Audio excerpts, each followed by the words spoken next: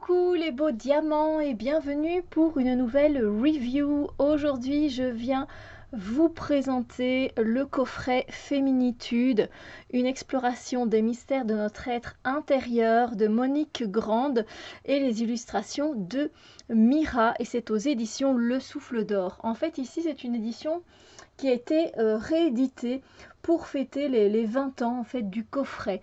Donc c'est un des premiers coffrets qui nous parle vraiment du féminin sacré en tant que tel. Et donc voilà, les éditions Le Souffle d'Or ont décidé de le réimprimer, si vous voulez, de le rééditer. Voilà, donc il est sorti le 19 mai, ça fait déjà un bon moment. Mais donc voilà, c'est vraiment ici, on va explorer le côté féminin de l'être humain qui est souvent en retrait finalement et qui ne demande qu'à s'épanouir, connaître, sentir et vivre sa nature féminine, c'est se donner la possibilité de se créer et de créer. Donc je vous lis un petit peu finalement aussi ce qu'on peut retrouver derrière, hein, ici, voilà. Et donc voilà, ce coffret va vous permettre de découvrir finalement votre temple intérieur pour y installer l'écoute, la profondeur, le respect, l'intuition, la puissance, la sensibilité, la compassion, la sensualité, l'ouverture du cœur évidemment, et tout ce qui respire, la féminitude bien sûr. Il y a également l'équilibre masculin-féminin qui est alors vécu comme un grand réservoir d'énergie où se côtoient courage, détermination, calme, paix et sentiment d'unité. Donc voilà, et évidemment les cartes sont peintes par l'artiste Mira et c'est très merveilleux. C'est très merveilleux. C'est pas très français mais c'est pas grave. Donc le coffret est à 32 €. C'est aux éditions le Souffle d'Or, je l'ai déjà dit bien au moins 3 fois. Et il y a 55 cartes. Donc voilà, on a vraiment fait un beau coffret ici. Très beau franchement. Et avec un livre, le livre est toujours tout aussi intéressant. Moi je n'ai pas la première version, mais voilà, il est très intéressant ce livre parce que c'est un livre, on ne peut pas appeler ça finalement un livret, non, loin de là. Et nous avons les cartes. Donc comme d'habitude, vous savez bien, je vais vous présenter le livre. Alors, je suis en train de choisir un petit chevalet pour vous montrer les cartes par la suite. Alors, voyons un petit peu. Alors, je regarde si ça enregistre parce que des fois ça n'enregistre pas, hein, et on doit recommencer. Alors, donc c'est un grand cahier, un grand livre.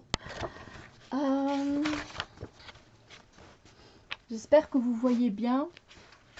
Je pencherai, voilà. Alors, nous avons donc ici la table des matières. On a une préface, on a des remerciements, la nature féminine, etc. Une introduction à l'art du jeu, les énergies lunaires de la femme. Et après, on a des familles. En fait, dans les cartes, on a des familles. Et vous allez le voir, en fait, les cartes ont des bords différents, de couleurs différentes. Vous pouvez déjà apercevoir ici, on a du bleu turquoise, du rouge, de l'orange, du vert. Et elle vient vous dire évidemment à quoi ça correspond.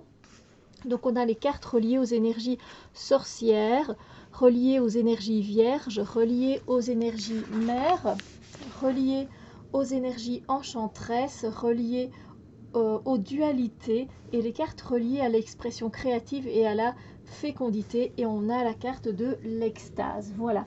On a une préface de Paul Salomon, des remerciements. On nous parle un peu de la nature féminine. Voilà, hein, donc l'épanouissement de la femme passe par une étape de femme chercheuse qui apprend à saisir autrement les messages de la vie. L'homme d'aujourd'hui suit également cette voie de transformation.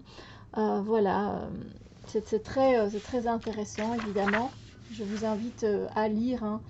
Par exemple, le monde du féminin est également rythmé par le nombre 9 qui se retrouve dans le temps de gestation vécu par toute mère avant l'enfantement. Nous parle vraiment de beaucoup de choses. Le nombre 9 symbolise dans le temps de mûrissement et l'achèvement d'une création. Il ouvre à la compréhension universelle et représente l'intuition, la sagesse et l'humanisme. Donc c'est très intéressant. Franchement, c'est très intéressant. Je vous invite à lire. Donc après, voilà, hein, Elle nous dit vraiment, ici on n'est pas sur des cartes oracles divinatoires, bien sûr, hein, c'est vraiment un outil d'évolution pour les hommes comme pour les femmes, bien entendu. Bien sûr, c'est aussi pour tous les hommes qui désirent aller vers plus d'intériorité. Ça va donner des clés pour accompagner chaque étape de transformation. Donc c'est très intéressant, voilà. L'homme s'apprête donc à découvrir son être intérieur et les différentes facettes qui le composent. Il se rend disponible et chercheur pour visiter ses ombres et reconnaître ses démons intérieurs, car nous ne pouvons pas accéder à toute notre lumière sans avoir visité nos démons. Donc, toujours très intéressant. J'aime bien hein, qu'elle déjà, à cette époque, hein, enfin, il y a 20 ans d'ici, elle parlait aussi voilà, de l'homme en fait, parce que je trouve que euh, dans la plupart des oracles qui sont consacrés au féminin sacré, sur les déesses, etc., effectivement, on ne retrouve rien en fait pour l'homme en fait, alors que l'homme aussi a sa part de féminité sacrée et voilà, qui peut effectivement lui aussi aller travailler avec des jeux féminins. Et je trouve ça dommage que c'est pas mis plus en avant et ici c'est mis en avant et ça fait vraiment plaisir. Alors qu'il y a 20 ans, enfin il y a 20 ans quoi. Donc Monique, magnifique, magnifique Monique, chapeau bas pour ça parce que voilà. Euh, alors ici elle va voilà, nous parler du jeu en fait. Hein. Elle dit que voilà, le jeu a une dimension sacrée hein, à l'origine. Chez les Grecs et les Romains, ils accompagnaient toutes les cérémonies religieuses avec des rites publics, dans des différents rites publics, je vais y arriver, athlètes, acrobates, musiciens, ils s'affrontaient pour triompher grâce à leur pouvoir personnel, pour affirmer leur souveraineté. Même chez les animaux, c'est très intéressant, je vous invite vraiment à lire tout. Voilà, puis chez l'enfant, etc. Donc elle parle vraiment du jeu, elle nous parle de l'ouvrage, des symboles que l'on reçoit, hein, que l'on peut trouver aussi à l'intérieur de ce jeu. On a la présentation du coffret, voilà, voilà, le coffret Féminitude qui s'adresse à toutes les jeunes filles, à toutes les femmes, et aussi on a vu les hommes, hein, il n'y a pas de problème avec ça. Alors après ici on a un tableau, j'aime beaucoup, qui reprend un petit peu les énergies féminines lunaires et qui sont classées avec les séries des éléments, des 4 éléments. Donc l'élément de l'air, on correspond aux énergies vierges, l'eau, énergie mère, le feu, énergie enchanteresse, la terre, énergie sorcière. Et puis après, elle nous reparle des autres cartes. Voilà.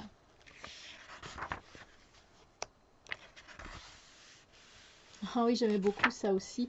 Les tirages, c'est l'art de donner la parole au jeu du hasard et à l'intuition afin de suivre le libre courant d'énergie qui nous invite à danser notre vie. C'est très bien fait. C'est tellement intéressant.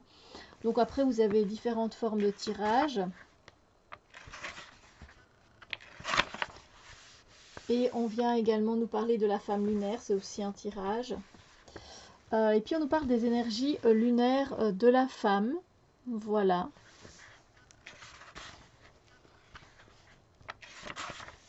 Et puis on a la présentation des cartes et de leur famille. Donc on a les cartes reliées aux énergies sorcières. Ici donc elle le dit, hein, elle fait des références avec le tarot déjà dans l'introduction. Dans le tarot, le denier symbolise l'énergie de la Terre et dans cette série sur la Terre-Mère, véhicule des informations vivantes, actives et nourricières. Et donc, voilà, elle nous dit que voilà, la sorcière, elle cueille, elle mijote et elle transforme. La sorcière est souvent présente dans les contes de fées, elle vit en solitaire, au cœur de la forêt profonde, etc. Et donc elle nous parle de l'archétype, c'est très intéressant, évidemment. Et donc on va parcourir ces cartes sorcières. Voilà, il y en a quelques-unes, elle les reprend à chaque fois, donc c'est très bien fait, vous ne pouvez pas vous perdre. J'aime beaucoup aussi hein, la rivière rouge. C'est la carte qui parle du flux libérateur qui traverse la femme tous les 28 jours. Donc voilà, très intéressant. Alors comment ça se présente? Donc on a ici par exemple la carte de la solitaire, je l'ai laissée dans l'ordre. Bon, vous n'allez pas voir grand chose, on va la mettre là plus ou moins. La carte de la solitaire en fait Que représente l'énergie de cette femme solitaire? Et je pense que à la limite, tirer une carte sera plus facile pour vous montrer un petit peu comment elle parle, Monique Grande, et comment elle transmet ses messages. Donc voilà, ce serait peut-être assez plus intéressant. Donc déjà la représentation de la carte, hein. Donc voilà, ça c'est quelque chose qu'elle fait. Mais c'est pas terminé. Il y a également les mots-clés de la carte, les cartes dans le tirage et un éclairage sur votre vie quotidienne et un exemple de pratique personnelle. Donc vous voyez, il y a vraiment beaucoup de choses. C'est pour ça que c'est un livre, hein. Un très beau livre et très très intéressant. Donc voilà. Ici, on va parler des énergies vierges, voilà. Euh, et là, j'aime bien, hein, par exemple, le mot vierge provient de deux racines, vir, force créatrice, fécondation, et de gène engendré. Et voilà, quoi, c'est très intéressant. Vraiment, c'est simple, c'est efficace, c'est super. Et à la fin du livre, mais on va tirer une carte de toute façon à la fin. On a la carte de l'extase, la dernière, et puis on a un glossaire. Voilà, on a un glossaire, ça c'est toujours sympathique pour se référer peut-être à des mots qu'on connaît un peu moins, hein. Je ne sais pas, par exemple, comme la femme squelette, on va dire, voilà, ou encore la chambre obscure, le mât, hein, pour ceux qui ne savent pas, Nour, par exemple, Nour, qui est un effet de contracture au cœur d'un nœud. L'amour est l'expression d'un désir secret ou d'un conflit interne qui, par soif d'exister, induit une séparation d'avec le tout. Très intéressant, très intéressant. Et puis vous avez un index, la bibliographie, et puis vous avez la présentation des deux artistes et quelques informations du souffle d'or. Voilà, franchement, je suis très heureuse d'avoir ce coffret en ma possession parce que c'est vraiment une source très intéressante voilà, pour travailler sur soi en tant que femme, mais en tant qu'homme aussi. Après, je ne suis pas un homme, mais on a de toute façon une part de masculine en nous. Mais ici, je vais parler plus pour ma part féminine, hein, du coup, mais voilà, je suis vraiment ravie. Alors, les cartes, écoutez, elles sont de pas très bonne qualité, je vais pas vous mentir, voilà, j'ai à peine plié et elles gondolent, donc on pourrait très vite les abîmer malheureusement. Ça aurait été sympa qu'ils revoient la qualité des cartes, voilà. Ça c'est quelque chose, et peut-être le dos aussi.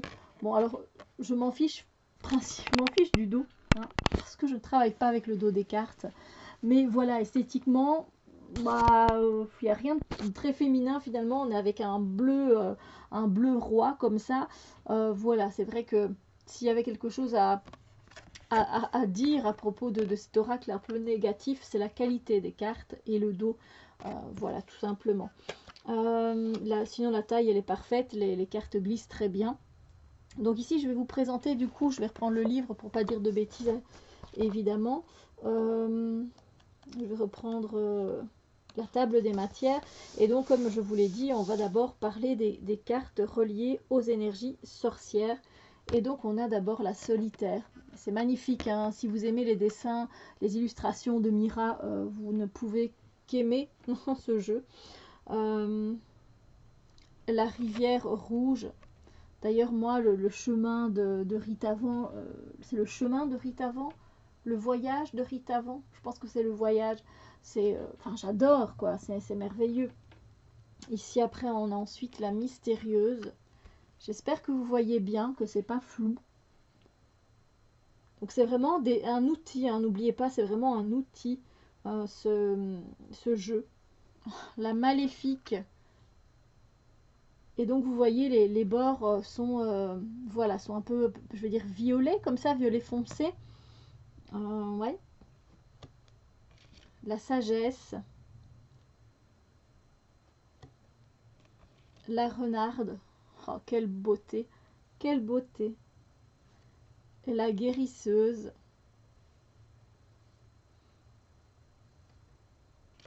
La déesse. Et l'alchimiste, elle est magnifique aussi, avec tout un monde comme ça. Donc ça, c'était les cartes sorcières. Maintenant, on va passer aux énergies vierges.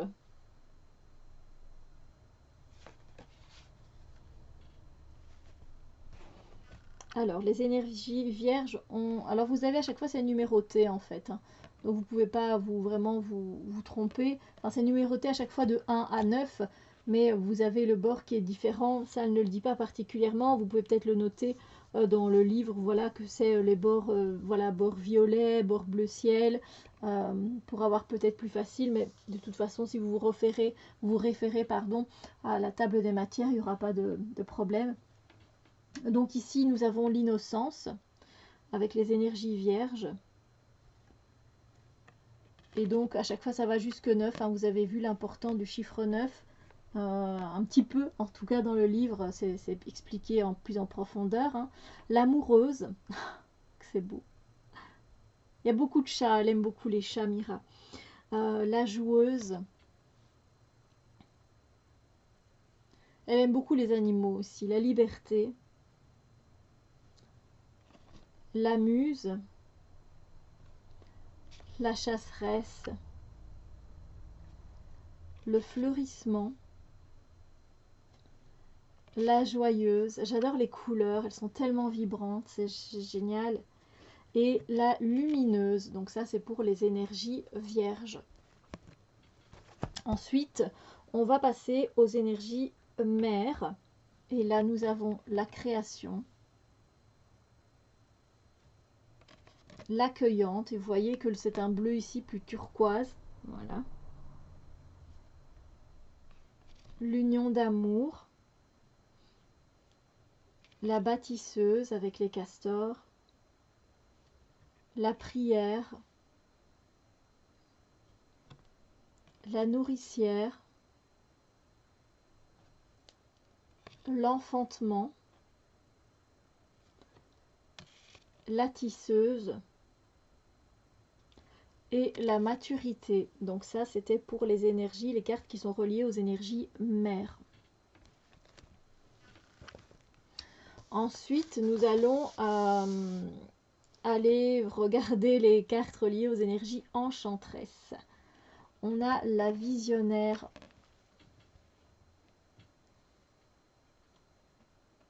l'exilée, la créative, pardon, l'héroïne. C'est magnifique, j'adore tous les animaux qui sont là. L'abeille, le lion, le jaguar. Ici, on a un hibou, enfin même une chouette, avec la magicienne. Ici, on a avec la pieuvre, vous allez voir. C'est la séductrice. L'amazone, avec le cheval. La déferlante. Et nous terminons les cartes enchanteresses avec la prêtresse. Et là, on a un héron. Et là, un autre, je ne sais plus. Je ne sais plus le nom de cet animal. Là, c'est le héron. Et ici, je ne sais plus. Mais vous voyez la symbologie qu'il y a, la croix d'Ankh, le serpent qui peut être un peu aussi comme la Kundalini. C'est très beau, c'est très... c'est magnifique. J'ai plus les mots. Du coup, maintenant, on va voir les cartes reliées aux dualités. Et ici, nous avons le roi, la sirène, les forces de jour et les forces de nuit. Et là, vous voyez que c'est un bord jaune. Le chevalier, c'est peut-être les cartes que je préfère un peu le moins, en fait, au niveau des illustrations. La princesse.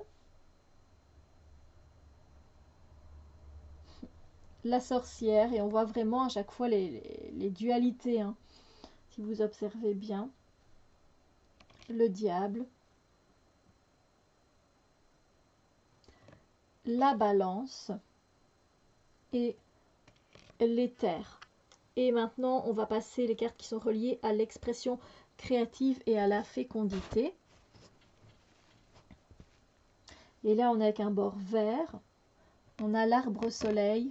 Vous savez aussi que Mira aime beaucoup les arbres. Si vous connaissez un petit peu ses œuvres. Alors j'essaye de faire du mieux que je peux. J'ai l'impression qu'elles sont complètement de travers, mais je ne suis pas à plat ici. Ensuite, on a l'arbre lune, évidemment. L'arbre de vie. Et vous voyez hein, les formes géométriques aussi. Hein. L'arbre du monde. L'arbre de myrrhe. L'arbre matrice. L'arbre renversé, qui fait penser vraiment à l'arbre de la Kabbale. L'arbre du haut. Et nous avons pour terminer l'arbre mort. Mais c'est pas vraiment pour terminer. Il nous reste une carte qui s'appelle la carte de l'extase et qui a un bord rose clair. Voilà. Eh bien écoutez, je vais prendre les cartes et on va tirer une carte. Voilà. On va voir un petit peu. On va tout mélanger. Voilà. Et on va voir un petit peu le message que l'on peut recevoir de ce coffret féminitude, voir un petit peu ce qu'on peut travailler aussi, les mots-clés. Voilà, pour à l'instant T où vous regarderez cette vidéo. Alors, il y a beaucoup de cartes à mélanger du coup. Quand même 55 cartes, mais c'est bien. Moi j'aime bien les jeux où il y a pas mal de cartes comme ça. Alors je vais mettre un peu de batterie, alors parce que vous ne le voyez peut-être pas, mais moi je vois que ça décline un peu. Voilà.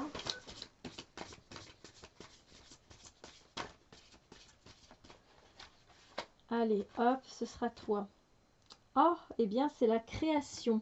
Et je pense, oui, nous sommes dans les cartes reliées aux énergies mères. Et donc c'est celle-ci. Voilà, oh, quelle beauté. Avec l'œuf, vous voyez l'œuf. Et ici, la forme géométrique de... Oh, je ne reviens plus sur le nom. Ça fait déjà 2 fois que je reviens plus sur le nom. Oh, zut. Hein. Vous savez, du nautile comme ça. J'ai oublié. Puis on voit des oiseaux. On voit la coupe. Quelque chose d'émotionnel. Il y a une tortue. Hein, donc, avec la création. C'est très intéressant. Ici, encore un oiseau. Si on regarde, il y a vraiment beaucoup de choses. Hein. J'aurais aimé aussi qu'elles soient peut-être plus grandes, les cartes. Enfin, on a une coupe également ici aussi. Et bien du coup, on va se retrouver donc avec les énergies mères, la création, page 101. Hop, et je vais vous lire. Hein, donc voilà. Alors, que représente l'énergie de la création? La création symbolise la fin d'un chaos par l'entrée dans l'univers d'une certaine forme, d'un ordre, d'une hiérarchie. Et ça vient en fait du dictionnaire des symboles de Chevalier J et de Gerbrandt. C'est d'ailleurs un dictionnaire que j'ai et que j'aime beaucoup. Cette carte de la création représente une femme sortant de son ventre un œuf d'or, symbole de sagesse, relié à ses mains par des filaments de lumière. Une moitié dense et une moitié légère, l'œuf est à l'image du monde. L'œuf cosmique, né des eaux primordiales, se sépare en deux pour donner naissance au ciel et à la terre, en 2 demi-sphères d'or et d'argent. J'aime beaucoup, je fais une petite interruption, mais qu'elle décrive un petit peu ce qui se passe dans la carte parce qu'il y a tellement de choses. Plusieurs animaux terrestres se reproduisent après un temps de gestation et d'incubation vécu dans l'œuf, réchauffé par le soleil ou la chaleur du nid et de la mer. Empreint de rondeur et de douceur, l'œuf est la représentation de la puissance créatrice de la lumière. Au cœur de chaque être se tient ce germe de vie qui nous pousse par amour et volonté à poser un acte conscient, porteur d'idées nouvelles, créateur d'œuvres d'art ou d'autres formes d'expression. Donc ça c'était un petit peu la signification hein, que représente l'énergie de cette carte. Ensuite, la carte dans votre tirage. Cette carte se présente à vous comme une lumineuse invitation à la renaissance. L'œuf, emblème d'immortalité et de prospérité, vous pousse à générer toute forme d'alchimie, de transmutation pour célébrer le retour à la vie. Unissez vos forces féminines et masculines révélées de l'intérieur pour vous créer et prendre place dans le monde. Respectez cependant les phases d'élaboration et de gestation qui permettent à votre créativité d'éclore pleinement au grand jour. Permettez enfin à la force divine de création d'œuvrer à travers vous. Puis on a les mots-clés de cette carte: s'unir, couver, créer, donner, offrir. Et puis on a un mot sur un éclairage sur votre vie quotidienne. Contemplez toutes les créations qui vous entourent et entrez dans le mystère du grand esprit créateur de toutes choses. Soyez plus particulièrement sensible à votre énergie féminine de création. Écoutez votre inspiration créatrice et faites le point de vos créations, qu'elles appartiennent au monde des idées ou des formes. Peut-être est-ce le temps pour vous de créer une famille, une société, une association ou un projet professionnel plus personnel. Avez-vous pensé à créer un enfant ou à passer d'une créativité de mère à une créativité de femme? Repérez les idées qui pourraient amener des expériences nouvelles et bienfaisantes dans le monde d'aujourd'hui. Côtoyez de près le cheminement d'artistes, d'inventeurs et d'autres défricheurs de voies nouvelles afin de vous imprégner de leur puissance de création. Observez leur cheminement, leur mûrissement, ainsi que les différentes phases d'élaboration avant la mise au monde de leur œuvre. Soutenez vos projets en utilisant les vertus de la nourricière. Donc là, elle nous reporte à une autre carte. Un exemple de pratique personnelle. Méditez sur ces paroles de K.G. Durkheim. L'absolu qui nous est révélé de l'intérieur, c'est notre être le plus profond. C'est la manière dont le divin inconditionné s'individualise et désire, en nous et par nous, se manifester dans le monde. Voilà, comme ça vous avez une idée de comment ça se passe dans le livret et de comment elle parle pour voir si c'est correct et juste pour vous. Donc voilà, et puis vous avez les magnifiques cartes, hein, évidemment, avec les illustrations de Mira. Donc voilà, écoutez, j'espère que cette review vous a plu. Je vous fais de gros bisous lumineux et je vous dis à très bientôt pour d'autres vidéos.